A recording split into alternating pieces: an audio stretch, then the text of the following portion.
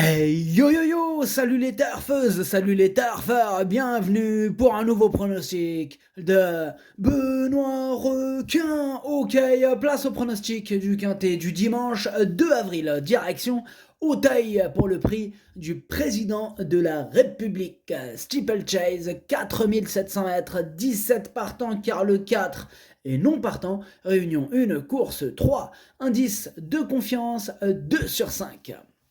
Petit retour sur les quintets du vendredi 31 mars et du samedi 1er avril. Alors vendredi, dans mon pronostic, je vous ai donné le tiercé dans l'ordre. Et samedi, c'est côté VIP qu'on a un ticket multi en 5 qui est passé. Ok, c'est parti, on commence le pronostic et on commence avec le numéro 1. Écoute en tête et on écoute l'entraîneuse mademoiselle Camille Pelletier. Écoute en tête va porter du poids, mais il a bien progressé sur sa course de rentrée. C'est un bon sauteur et il tient la distance. Il devrait terminer à l'arrivée, même si on sait que dans ce genre de course, il faut que tout se passe bien. Eh bien, ce numéro 1, je ne l'ai pas retenu, mais il est en plein milieu de ma petite liste des possibles troubles faits, donc on va lui accorder une belle note de méfiance. Ce numéro 1, Kiken. On enchaîne avec le numéro 2, Bandero, et on écoute mademoiselle Anne-Sophie Paco. Bandero avait terminé troisième de cette épreuve en 2021, mais depuis, sa valeur a été revue à la hausse. Cependant, il a toujours l'envie de bien faire et de gagner. Dernièrement, il s'est bien comporté, c'est un cheval qui donne toujours le meilleur de lui-même, c'est un bon sauteur, il connaît le parcours et la pluie annoncée sera à notre avantage. J'en attends un bon comportement. Eh bien, ce numéro 2 me plaît bien, moi je l'ai gardé en cinquième position. Ce numéro 2, Doi. On enchaîne avec le numéro 3, Motu Faleon. Et on n'aura pas le commentaire de l'entraîneur David Cotin qui est parti pêcher. Amuse-toi bien, David Cotin.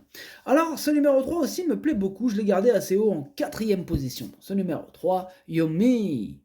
On enchaîne avec le numéro 4 qui est non partant. Le numéro 4, non partant.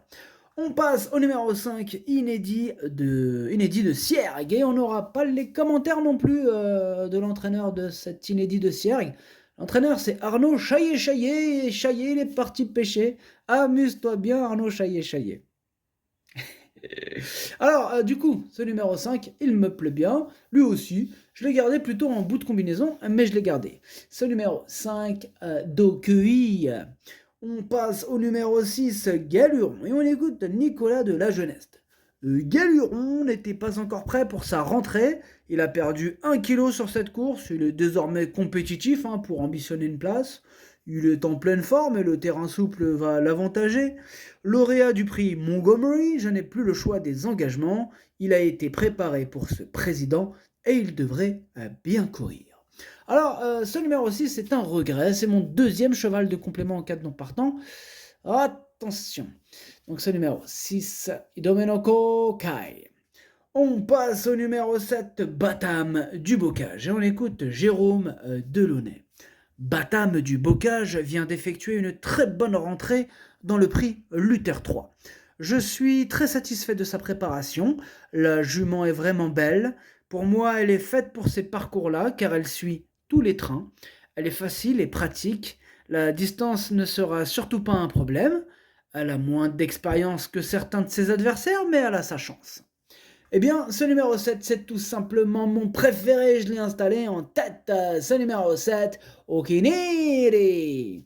On passe au numéro 8, Echo de Chandouille. On écoute mademoiselle Camille Pelletier. Echo de Chandou a bien progressé sur sa course de rentrée. Il est vraiment très beau. Maintenant, j'espère qu'il ne fera pas comme dans le prix Montgomery l'an passé, où il avait fait une grosse frayeur au Ride Ditch. Il faudra donc qu'il le passe correctement.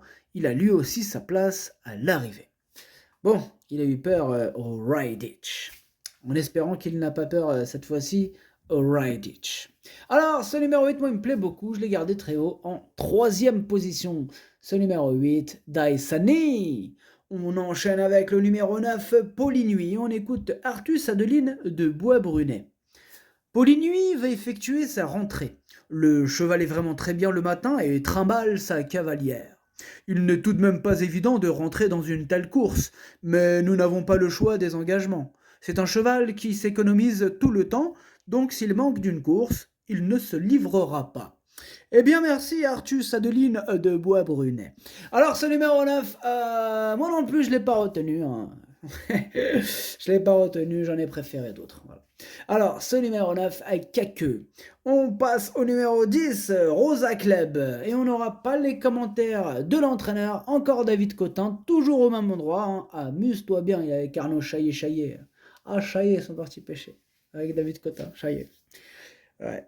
Alors, ce numéro 10, qu'est-ce que j'en ai fait? Du coup, je ne l'ai pas retenu, mais c'est lui le chef et le capitaine de ma petite liste des possibles casseurs de tickets repérés. On va lui accorder une belle note de méfiance. Ce numéro 10, Kiken. On passe au numéro 11, Harmonie d'Aîné. On écoute Gabriel Linders. Harmonie d'Aîné aura le désavantage de découvrir le parcours du jour, mais la longue distance et l'assouplissement des pistes vont jouer en sa faveur. Les allocations étant belles dans cette épreuve, cela vaut le coup de tenter. Je la pense compétitive en laissant les autres faire et en venant finir. Ah ouais, ils veulent gratter une petite pièce, hein, même une petite place, pourquoi pas. Si un petit billet qui tombe, pourquoi pas. Ah ouais, ils ont la dalle, hein. C'est chaud quand même. Enfin bref. Donc ce numéro 11, du coup, je ne l'ai pas retenu. Ce numéro 11 avec Kakeux. On passe au numéro 12, Imperil. Et on écoute Nick Paul Litmoden. Ah là là, excusez-moi. Ce numéro 12, donc c'est Imperil. Imperil reste sur un facile succès à Fontainebleau. Il monte nettement de catégorie, il va aussi découvrir le Ride-Itch.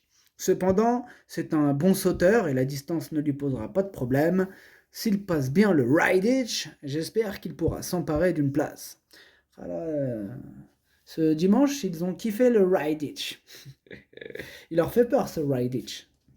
Ouais, enfin bref. Alors, ce numéro 12, je l'ai retenu, sachez que c'est lui le 8e de mon pronostic. Ce numéro 12, Hachi. On enchaîne avec le numéro 13, Fanfaron spécial, et on écoute Patrice Quinton. Fanfaron spécial m'a laissé sur ma faim dernièrement à Linière, où je m'attendais à mieux de sa part. Néanmoins, comme je le trouve en bonne forme à l'entraînement et que sa situation au poids s'est améliorée, il faut tenter. Il connaît le parcours et j'espère qu'à cette valeur, il pourra au moins accrocher une place. Eh bien, ce numéro 13, il fait partie de mes préférés. Je l'ai gardé très haut, en deuxième position. Ce numéro 13, Watashi no Nibameno Okiniri. On enchaîne avec le numéro 14, Jimble Moon, et on écoute Mathieu Pitard. Jimble Moon devrait bien courir, la distance ne le dérangera pas et avec un parcours sans encombre, il a les moyens d'accrocher une place, il n'est pas hors d'affaire. Eh bien, ce numéro 14, moi je ne l'ai pas retenu. Ce numéro 14, Kakeux.